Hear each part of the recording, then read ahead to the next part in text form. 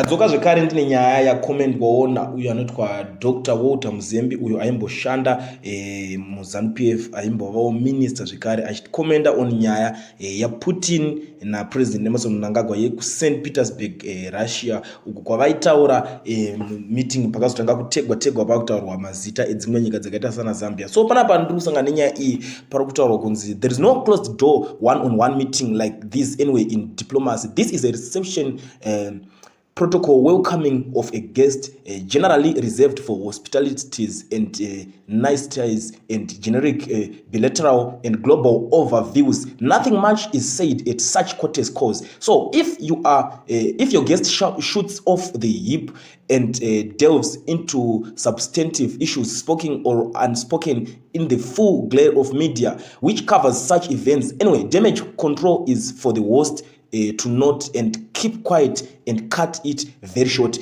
It betrays a bureaucratic lack of preparation of a president for such engagements, or the president himself overwhelming his staffers, not unveiling himself or knowing it, or kutya kutukwa musoro wambuya wako.